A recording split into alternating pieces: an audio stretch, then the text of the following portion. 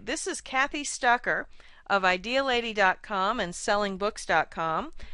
And tonight we're talking about Kindle publishing. And one of the things I run into a lot is people hear about Kindle and they have a sense that maybe it's kind of big, but they think it's not for them because they're not writers, they're not authors, they don't write books.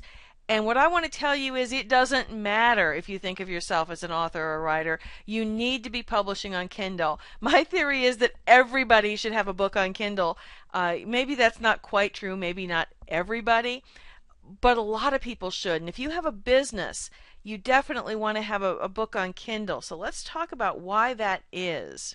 There are lots of benefits to publishing on Kindle. The first one is money. That's a good benefit, right? And not only is it money, it's passive income. And what I mean by passive income is with Kindle, you can write an ebook, publish it to Kindle, and you just keep earning from that. So you do it once and you get paid month after month after month. I've got some books that have been up on Kindle for a couple of years now, and I just keep getting money dropped into my bank account every month. I don't have to write more books. I mean, certainly it's a good idea to write more books, but whatever books you've got up there are just going to keep paying you month after month. So that's my idea of great income, passive income. So money's one benefit. You also get authority. As the author of a book, you become an expert. I've had media say this to me over the years when I ask, why did you contact me to talk to me about this story? Often they'll say something like, I found your book on Amazon.com, and I wanted to talk to the person who wrote the book because they're the expert. So having a book, and even a Kindle ebook counts, that makes you an expert.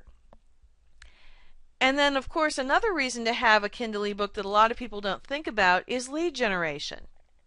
Because if the book is out there, people are going to find it on Amazon. People who wouldn't find your business, your website, your blog, wherever else you are, will find your book on Amazon. And if you structure it correctly, you can send those people to your website to find out more about you, your products and services, and start generating business from it. So those are some of the reasons you want to publish on Kindle. So let's talk about some more specific results that you want. Think about your sales funnel. I guess probably most of you have some idea what a sales funnel is, but if you're not aware, it means that you bring people into this funnel. I mean, picture a funnel with the big opening at the top and the smaller opening at the bottom, and you bring a whole bunch of people into the opening at the top, and some of them kind of shake down to the smaller end to become customers. That's a strange explanation, but that's kind of what a sales funnel is. You bring people in to get to know you, to get to know about your products and services, and you put them through a process, a sequence that ultimately is going to cause at least some of them to become customers, and that's what you want. So think about the niche you want to own. If you're a business coach, who do you want to be your customers? Do you want it to be solopreneurs, small business owners, women business owners, women who are starting a business? Maybe you even want to be more specific than that. Maybe you want women who are starting a business after a layoff or after a personal trauma like divorce or illness or something. You can be as specific or as broad as you want, but you need to identify who your perfect customers are. Think about the niche you want to own, the people you want to target, and then what do you want them to do after they've read your book? Maybe you want them to go to your website and sign up for your list. Maybe you want them to review the book they just read, buy other Kindle books, buy other products you've created. Think about what you want them to do, what action you want them to take, and that's what you want to set them up for in this process. Now, we're talking primarily about Kindle tonight, but there are other ebook platforms. The reason I focus on Kindle is, well, first of all, I'm an Amazon fangirl. Love Amazon.com. But Kindle is the big, giant ebook platform. That's still where most authors are getting most sales. It's a huge percentage of the market. So I recommend if you're only going to do one, make it Kindle. Now, there's nothing wrong with doing other platforms too. If you want to be in the iBook store, iTunes, if you want to be on Nook for Barnes & Noble, if you want to be on the Kobo, which is Sony's platform, Smashwords, there's a whole bunch of others out there. All of those platforms are fine, but if you're only going to be on one, you need to be on Amazon, in my opinion. and Amazon is a good place to start. I think it's easier. Some of the other platforms will require you to have an ISBN, which is International Standard Book Number. Amazon doesn't. You literally can publish at absolutely no cost on Amazon Kindle, and you can start making money right away. Now, I recommend that you start with Amazon just because, as I said, it's the biggest and it's the easiest, but you can also go on those other outlets, and an easy way to go on all those outlets is to use an aggregator. Smashwords is an example of that, BookBaby is another, and what that means basically is just that you could upload your book once to those places, and they will then send it out to most of the ebook stores out there. So those are possibilities. There are some costs involved with that. You can look at their websites and see what you think at smashwords.com and bookbaby.com. Those are just two examples of aggregators. But definitely, you want to be on Amazon. And yes, this is something you can do yourself. It doesn't have to be complicated. Let's first talk about what you're going to create, what kind of book you're going to have on the Kindle. Or I shouldn't say the Kindle, it's Kindle. Amazon doesn't have a the before Kindle. One way to do this is to write something. You start with a blank screen and you just write something that you want to publish as a book. Of course, that's the classic way of creating a book. The great thing about Kindle is it doesn't have to be what you normally think of as book length. It doesn't have to be 50,000 words or 100,000 words or any arbitrary number of words. I recommend you do something that's at least about 20,000 words, because when you do something that length, you can then turn it into a print book. Granted, it'll be a short print book, but you can turn it into a print book as well as a Kindle book, and that has some advantages. One of them being that you have more credibility with the print book, but your book has more credibility when it's also a print book, and that means that when people see the book listing and they see it's just a Kindle book, some people are a little resistant to that because they think it's not a real book in that case. But generally, if they see that it's also available as a paperback, they will be more likely to want to buy it. So even though you may not sell a lot of books in hard copy, it can be a definite advantage to have a hard copy version. And just very quickly, what I recommend for doing that is Amazon has a company called CreateSpace. And if you go to createspace.com, you can learn all about how to publish a print book. And there's very little expense in doing that. It's probably under $10 to get your book in print. And then from there, you can order books as you want or need them. But customers can go and just order. When they go to Amazon, for example, and order a copy of your book, CreateSpace will print and ship one copy of your book. It's amazing. And their costs are pretty reasonable per copy. You can actually price it fairly competitively and still make some money on it. So if you're looking at doing 20,000 words or so, if you could write 500 words a day, that's about a page. Could you write a page a day? I think most people could. If you could write about a page a day, you'd have your book done in a little over a month. Now, obviously, if you can write more than that, it would be done faster. But really, if you can't write a page a day, I'd be really surprised. 500 words, it might not take you more than half an hour or so to do every day, and in a month or so, you've got a book ready to publish. Of course, some people don't really like to sit there at a keyboard and type and enter text. So if you're more comfortable speaking it, you might want to try to dictate your book. There is speech recognition software.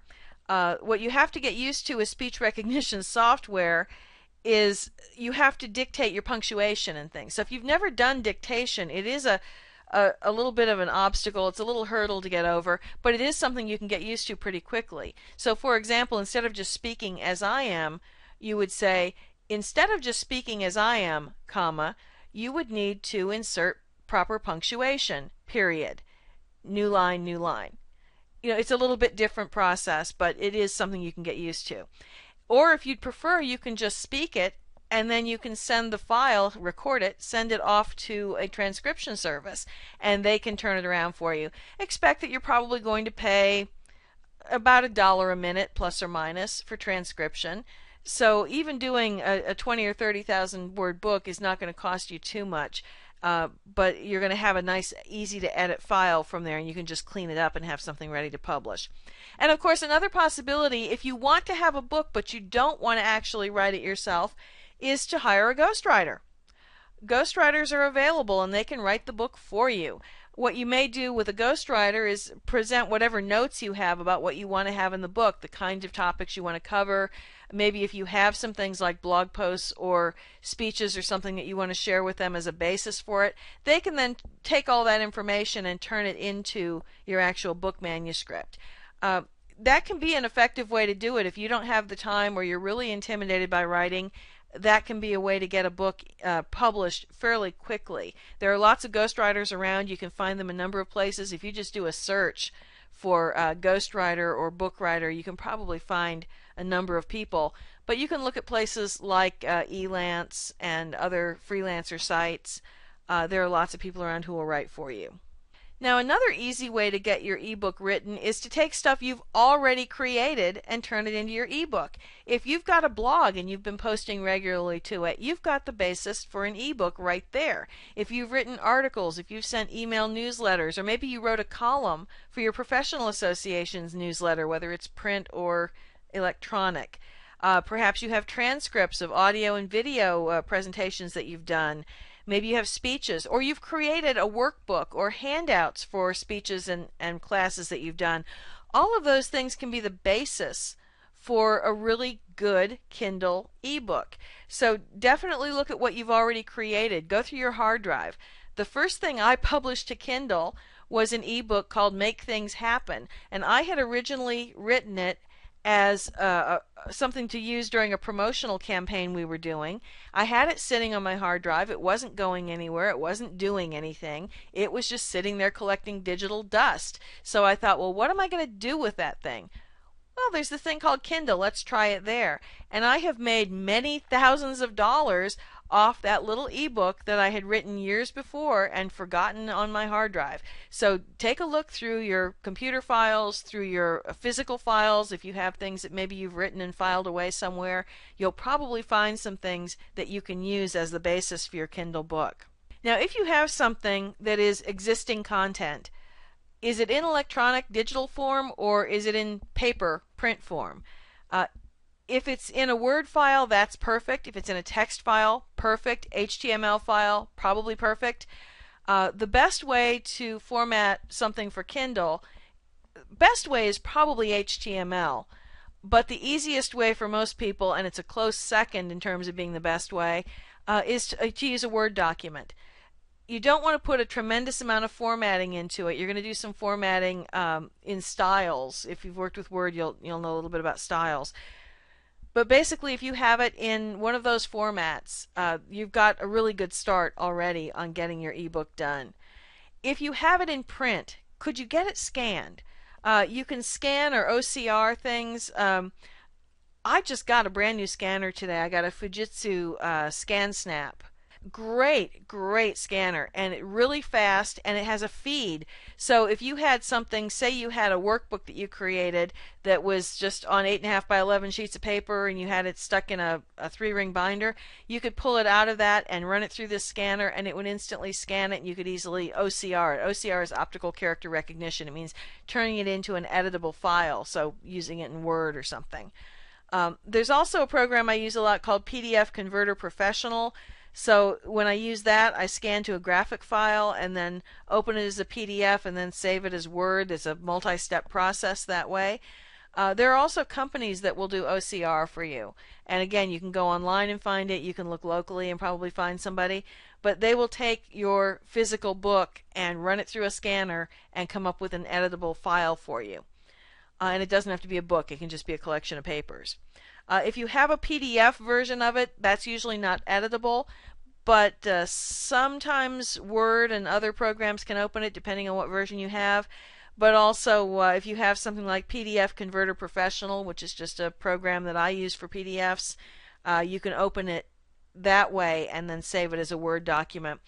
Starting with a PDF is not the best way to do it because PDFs generally the formatting is going to be a little squirrely, but it's better than retyping the whole thing, let's put it that way. So I mentioned that formatting is fairly easy. I wanted to go through a couple of things about formatting your book. HTML is probably the best way to do this because ultimately what you're going to do is if you start with Word, you're going to save it as an HTML file. Amazon walks you through these steps in their instructions. But if you already have it in HTML, that's a good place to be if you're comfortable working in HTML. Most people probably aren't. Make sure when you create your document, you insert a page break after each chapter, and that's important because that's going to be that's going to be important to the Kindle formatting engine when they run it through their conversion. You want to add a bookmark for your cover image. Well, actually, you're not going to add a cover image. That's changed. For the beginning of your book, for the table of contents, those are important because Amazon wants to have things like a link table of contents, and they want to have bookmarks so that people can easily go to the beginning, to the table of contents, and other important parts of the book. So have your table of contents and bookmark your table of contents and the beginning of the book. If you don't know how to do a link table of contents in Word, just do a search function, search in the help function, and it will tell you exactly how. Essentially what you do is you make all of the headings that you want to have appear in your table of contents a certain style, like header 1, and then you go in and create the table of contents, and it goes and finds all the header 1s and puts them in a table of contents. Make sure you don't have page numbers in your table of contents, though, because ebooks don't have page numbers. Because of the fact that people control the size of the text and how it flows on their reader, you don't have a page 27. So make sure you don't have page references and things in your book either. Don't say the chart on page 27 or, as I said, on page 2. You want to have no reference to page numbers at all because there are no page numbers. You can put images in your file, and if you do, use the insert function as opposed to just copying and pasting the image into your file. So you go to the menu, you choose Insert, Picture, and then you find the picture on your computer and click on it and just position it there in centered in the document. There is a free formatting guide, as I mentioned, available from Amazon. Do get a copy of that and look through it. That's going to be really helpful to you as you do this. They've got great information, and it's pretty easy to follow along and understand. I know just listening to me to say some of these things is kind of hard to follow because you're not actually watching it, and that's not our function tonight really, is to talk a lot about formatting. I'm just giving you some tips and advice on that. But the best advice I can give you is go to Amazon and download their formatting guide. It's incredibly helpful and very easy to understand. Generally, you probably don't want to include affiliate links in your Kindle books. Amazon's terms of service don't prohibit your book being an advertising piece, meaning they don't want you to just write a book that says, come to my website, buy my stuff. They also don't want you to put together a book that is nothing but a collection of affiliate links. Now, if you have 1 or 2 affiliate links in your book somewhere, it's probably not going to be a big deal. But if you're stuffing affiliate links every place you look and you're putting a lot of ads in for your products and it's really just a promotional piece, there are going to be complaints, and it could even result in your book being taken out of the Kindle store. So I would be careful about using affiliate links in your book. Don't try to upload a PDF.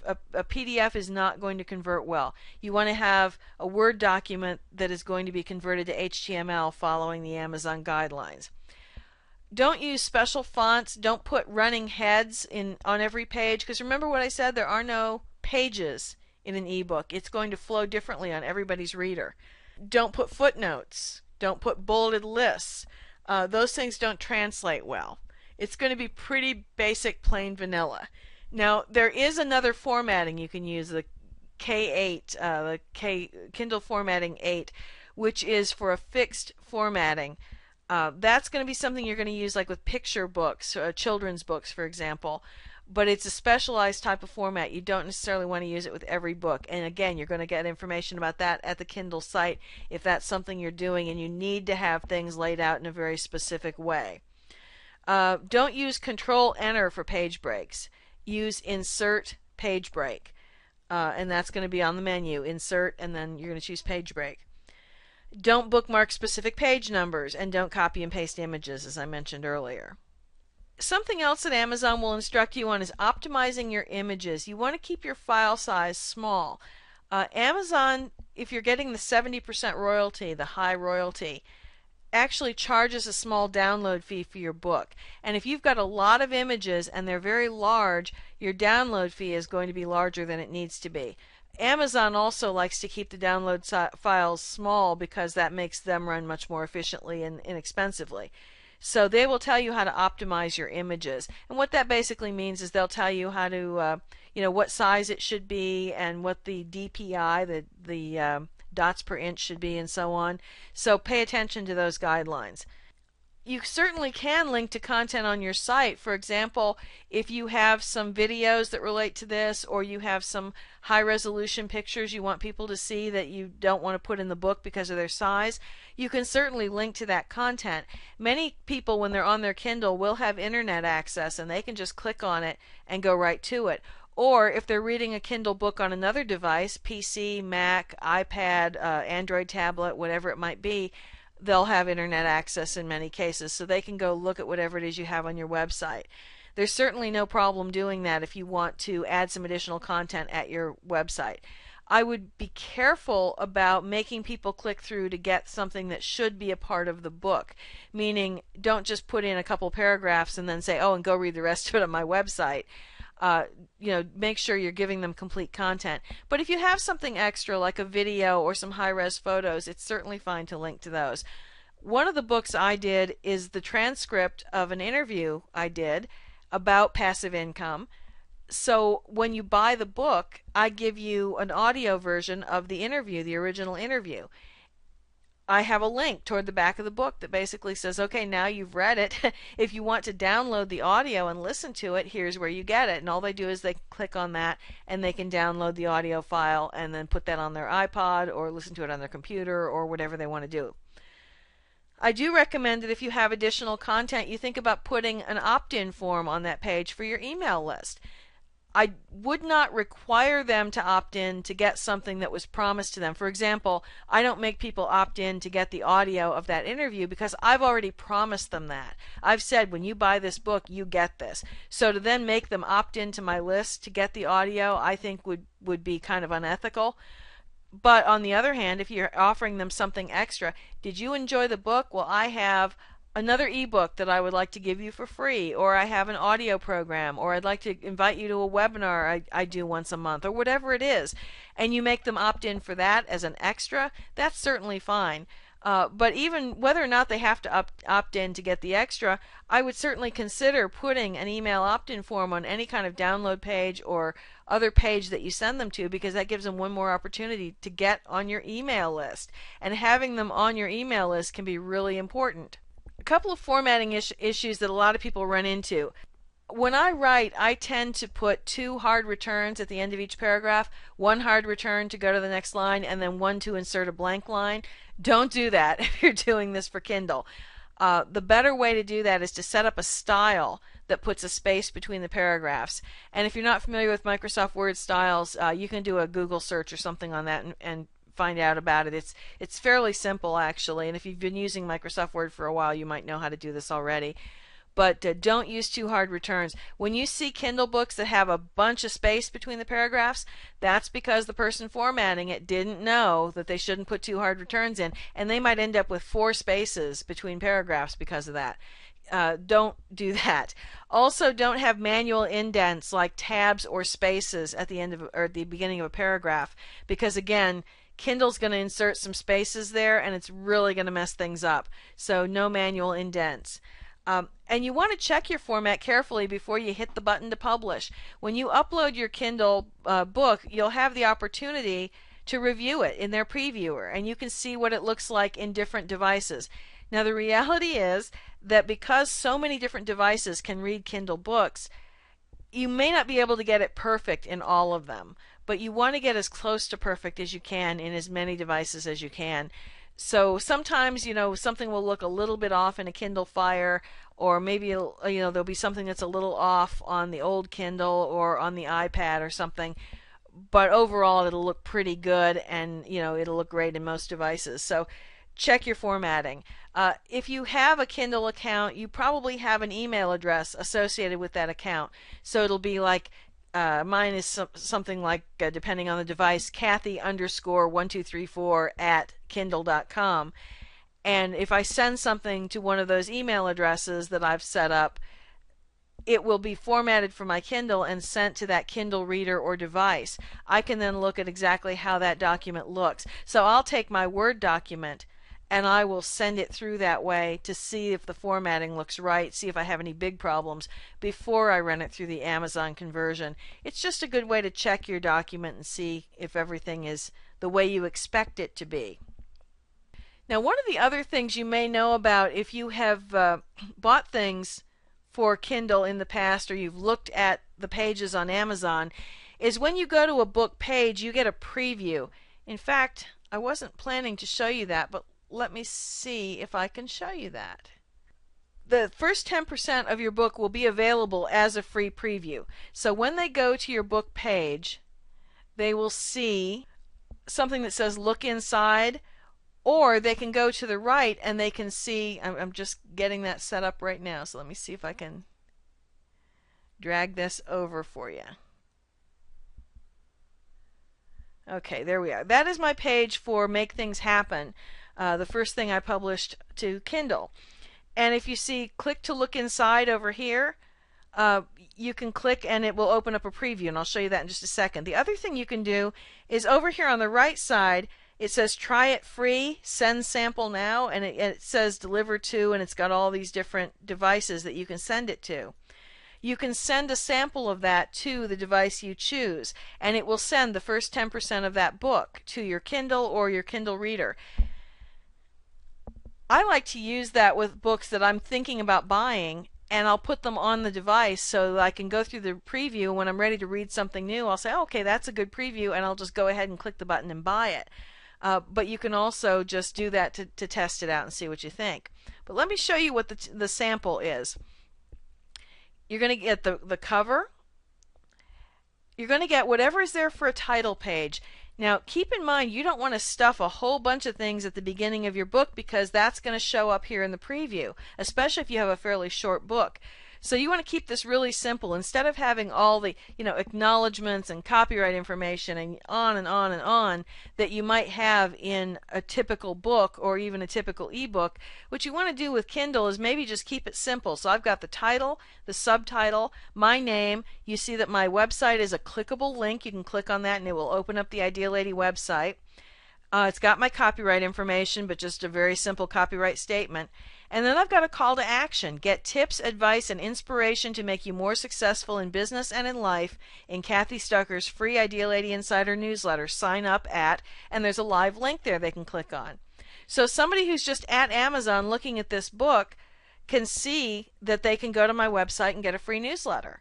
And it's easy for them to click there and sign up. Now, you might, if you want to test this and track it, you might actually want to have a sign-up page that is specifically keyed for your Kindle book. So this is just the general newsletter, the page that I'm sending people to. But if you want to track it, go ahead and put in a special, like K-News or something that tells you that these people came from the Kindle book. But you'll see there's about 10% of the book, and in this case, it takes you through the introduction and just into the first chapter. That's probably a good place to be. Now, obviously, if the book is longer, it gives them a lot more. But I've actually looked at samples sometimes that they gave you almost nothing. They would give you a list of acknowledgments. They might have a table of contents. They might have something about the author. They might have something else about this, that, and the other books that they've written. And by the time they actually get to the content of the book, they've run out of their 10%. So be very careful about that and be aware of what's in your first 10%, because that is what sells the book to people. You're going to have your great Kindle page that's going to have your description and all the other stuff that people are going to see, but you want to make sure that the sample is also selling to people. Think about when you're in a bookstore. You walk in, you pick up a book, you flip through it. Maybe you look at the front cover, you look at the back cover, but then you flip through and you're going to read a few pages to see what you think of the book. The same thing can happen on Kindle by using that 10% preview. So the 10% preview is very important. Don't neglect it or just not worry about what's in it. It's a big part of your book marketing. I'm going to move that back out of the way. Watch your placement of images for that reason. If you have a bunch of images at the front of the book, that's going to take up a big part of the first 10%. Now, once you've got your manuscript and you've previewed it and it looks like everything's good, you're going to get ready to publish. Think about what you're going to put on the form when you go to publish. And you can edit a lot of this stuff later, but it's best if you get it right from the beginning. First of all is your title. You have a maximum of 200 characters. So that's your title, your subtitle, whatever else you need to have in that field.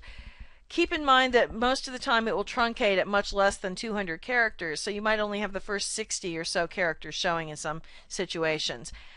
Also, Amazon does not want extraneous words in the title. So don't put a bunch of stuff like bestseller or something like that in your title. Only put the actual title and subtitle. If you have an edition number, you're going to enter that. Make your description powerful. Include a lot of good information in there that is going to get people excited about buying the book. I see book descriptions sometimes where there's no indication about why I should care about what this author has to say. If you're writing a book about a health issue, or you're writing about a business issue, or you're writing about something, a nonfiction topic, show me what your credibility is. Why should I listen to you? Do you really know what you're talking about? Demonstrate that. Tell me what your credentials are for writing this book, if it's a nonfiction book, especially something where you need to have some kind of credentials. And it doesn't mean you have to have a degree in it, but you have to have some experience or some knowledge that you can demonstrate here. Also have a good description of what's actually in the book. What are the benefits? What am I going to get when I read this? How is it going to help change my life? Because it should do something for me. Even if it just entertains me because it's funny essays, tell me about why it's entertaining. Give me a sample of what makes you entertaining and funny. Show me some examples of the benefits I get. Take a look at the back of some books in your collection. I'm assuming most of you have books on a shelf someplace. Pick up some of your favorite books and read the back covers. That's the kind of thing you want to have in your book description. Something that's going to tell people what the benefit is when they buy this book and read this book. Because you want them to buy it, but you also want them to read it and use it and benefit from it. Have a really great cover. Now, you can do this yourself if you are graphically talented in any way, but if you're not, hire somebody. Now, it can be expensive to get a book cover done, but a Kindle cover can be a lot less expensive because it's only the front cover. You don't have to do the side and the back and the whole bit. In fact, I'll give you a little tip. There are some really excellent cover designers on Fiverr.com. If you've never used Fiverr, go to Fiverr.com, 5RR, Fiverr.com, and do a search for Kindle cover or book cover or something like that. You'll find a bunch of people. Look for people that have good ratings. Now, the premise of Fiverr is what you can get done for $5. Now, if you get an actual book cover done, it may end up costing you more than $5 because the basic gig might be $5. But then if you want a stock image used in the cover, that might be an extra $5 or $10. If you want the Photoshop files, that might be an extra $10. They might charge you something extra to transfer the copyright to you. You know, it might be you end up spending $35 or $40 to get exactly what you want. That's still a good price. So that's worth trying if you don't have a source for book covers. But you want to have a really great book cover that people are going to look at. They're going to be able to read the cover, read the title. They're going to be attracted to the cover because it's going to be very pretty and have nice colors. You want to have a terrific cover that's going to grab people's attention. You know, the saying is, don't judge a book by its cover. We all do. So have yours be good.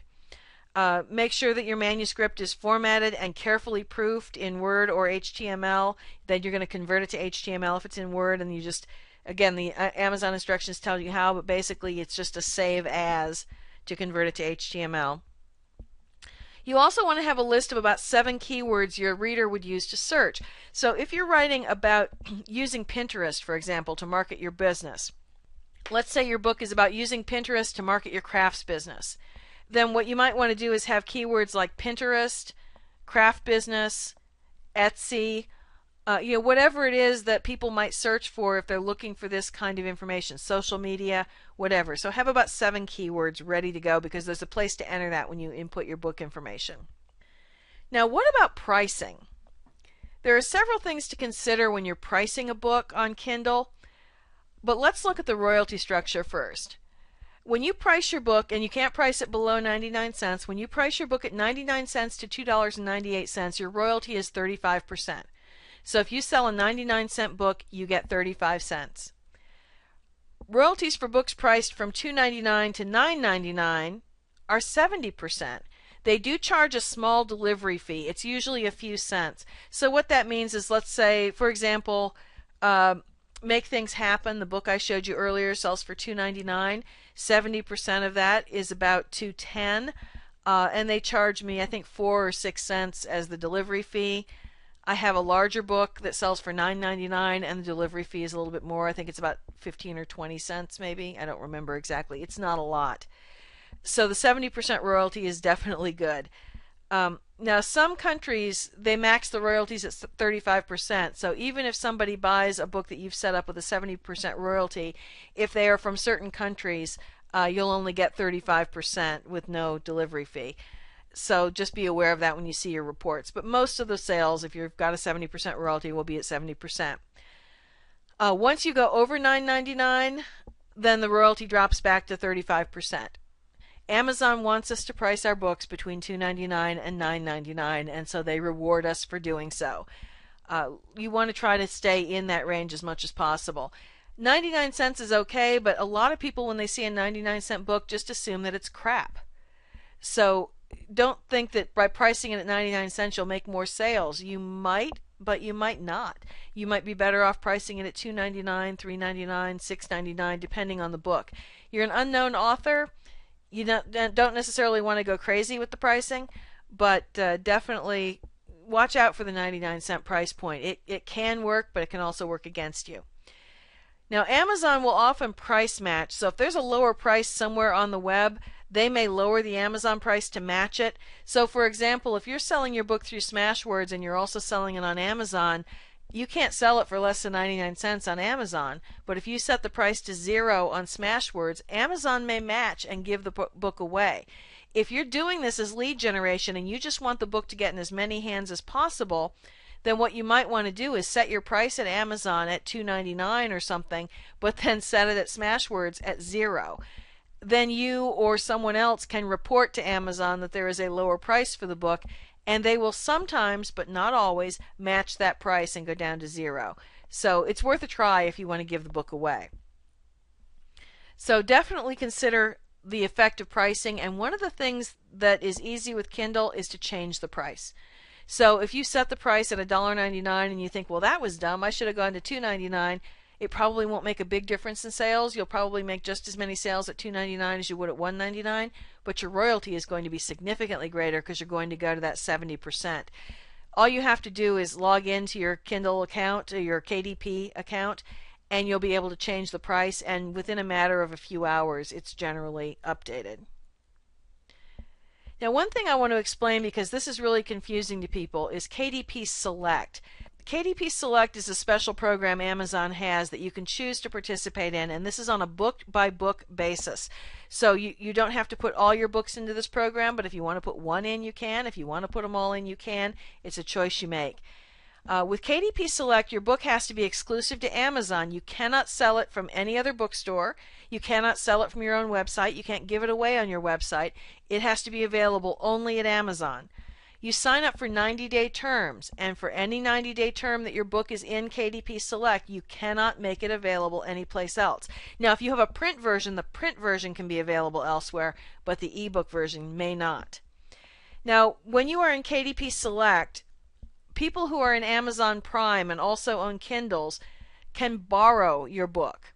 The way this works is that they have a Kindle Owners Lending Library, and what that means is if you own a Kindle and you're also in the Amazon Prime program, which costs $79 a year, one of the benefits there is that once a month you can borrow one book, and it's from this Kindle Owners Lending Library. So if you are participating in KDP Select, your book is one of the books they can borrow. And if they do, you're going to get paid for that borrow. And the amount varies from month to month. It depends on how many people borrow books during that month. But it's usually around $2 to $2.50. And you'll get that regardless of what the price of your book is. The price of your book could be 99 cents, but if somebody borrows it, you will get $2.36 or whatever the particular fee is that month. So that's an extra little benefit that you can get. People can only borrow one book at a time, and they can only borrow one book a month, so it's not like they can just go in and borrow every book that's out there. I would think that for fiction, people might borrow it, read it, and then not ever want to buy it. But I'm thinking that for nonfiction, they might borrow it, read it, and then want to own it. So they might buy the Kindle book or the print book. If you're doing it for fiction, you might want to make the first book in a series available for borrowing, because that way they might read that first book, love it, and then go out and buy every other book in the series. You also, with KDP Select, get to give your ebook away for free up to 5 days in every 90-day period. That doesn't work as well as it used to, but it does still work. The way it works best is to, if you want to give a book away because you're trying to generate more people on your list, or you're trying to generate leads, or just trying to generate awareness, that's great. Or if you're trying to create awareness for other books that you've written. If you have other books to promote with that giveaway book, it can work very well.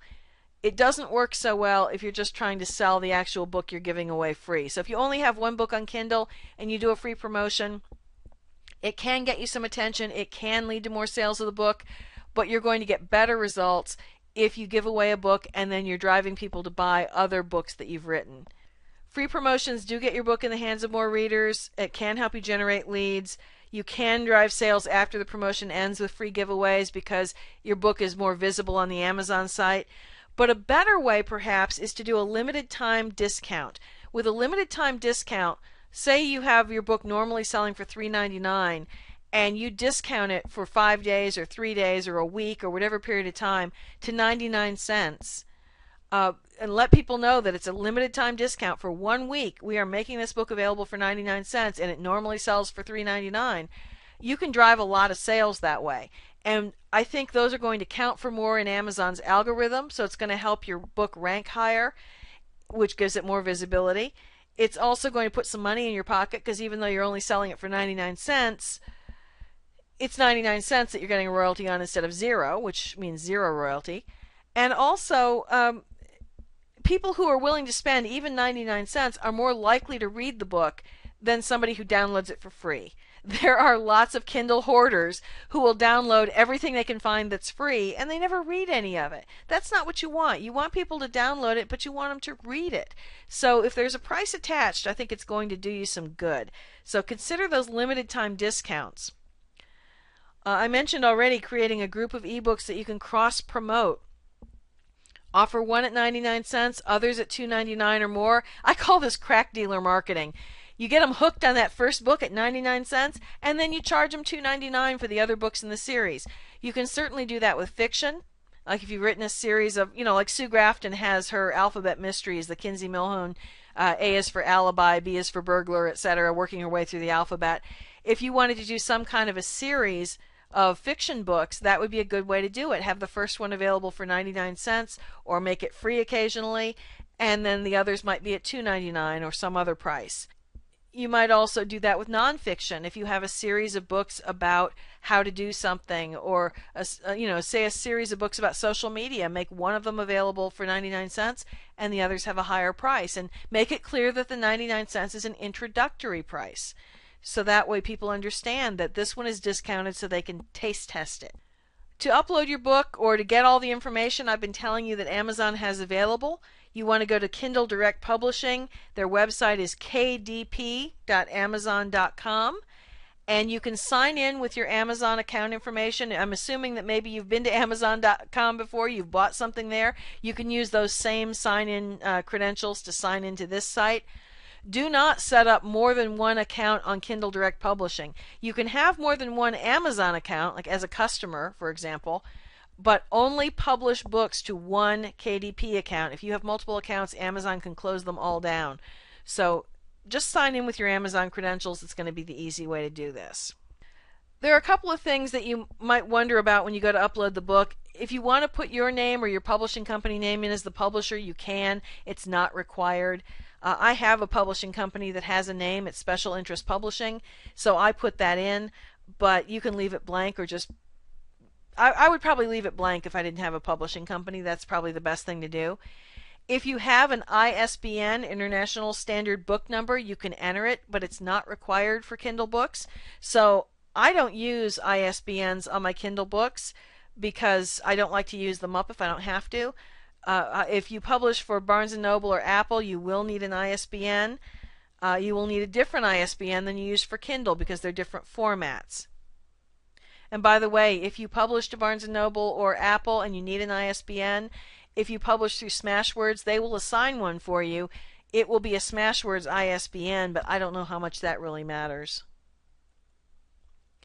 One other thing they'll ask you about when you are uploading your book is if you agree to participate in the lending program.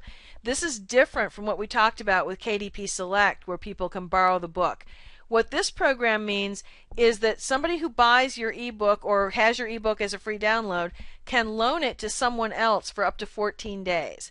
They can do this one time for up to 14 days, and during those 14 days the Kindle book is removed from their ebook reader and put in the account of the person they've loaned it to. You have to do this if you want to get the 70% royalty. I don't think it's going to cause you a lot of problems. It's not like somebody can take your ebook and just keep loaning it to everybody they know. They can do it one time to one person for 14 days. So I don't think it's going to hurt you.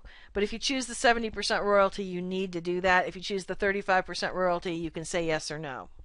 We've kind of gone through a lot of stuff here. And, oops, yeah, I've got one more thing to tell you about. We've gone through a lot of stuff here. But I want to emphasize how important it is to get started now. Do a book right away. You could probably do it in a few days or a week, or if you started from scratch writing something, like I said, write a page a day, and in a month or so you've got a book done. Ideally, you want to write and publish multiple books in order to really build an empire. You want to get more exposure, more authority, and more profits. So look at having multiple books online. And if you need help, I do offer consulting. I can help guide you on this, can help give you some direction. But honestly, if you go to Amazon and you download their information, you're going to have a lot of information about how to actually get published. Where I can help you with is strategizing on your marketing and things. And one of the tips I want to give you about marketing is BookBub. Some of you may know about this, but if you don't, go check it out. BookBub.com is a free service you can subscribe to, and they will send out offers on books every day. So like if you like mystery novels or romances or cookbooks or how-to or advice or whatever it is, you can go sign up for the appropriate mailing lists, and they will send you offers basically every day telling you what's on sale or what's free. They will send you one or two books almost every day in your genre. You can also pay to have your book promoted through that newsletter.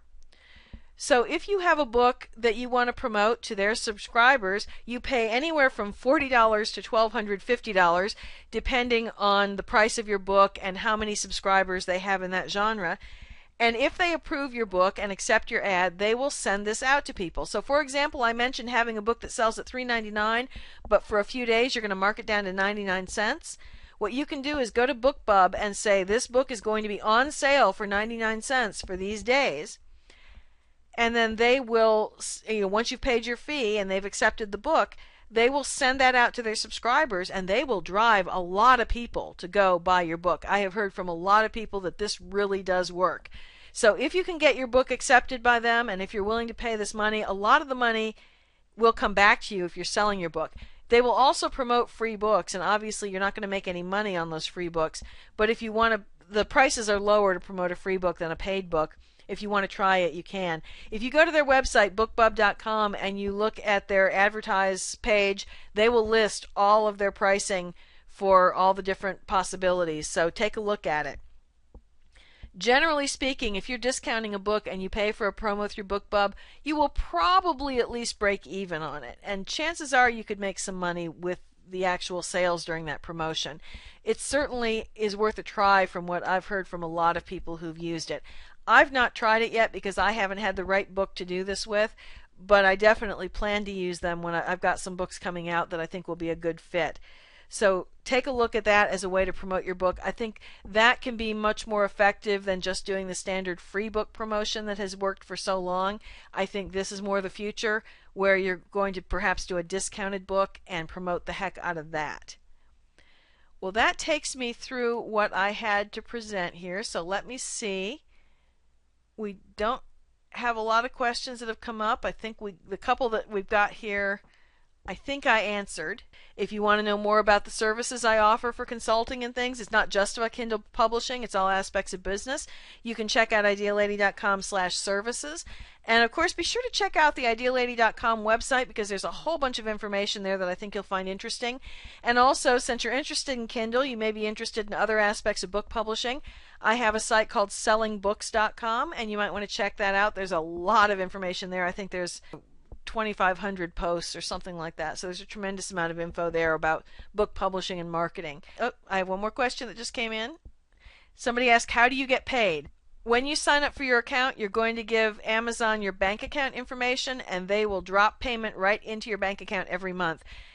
I have had direct deposit with Amazon, not just with Kindle, but with Amazon, or not Amazon Associates, them too, but Amazon Advantage, because I've been selling books on Amazon since, I don't know, 2000 or so. It's been a long time. And a couple years into that, they started a direct deposit program.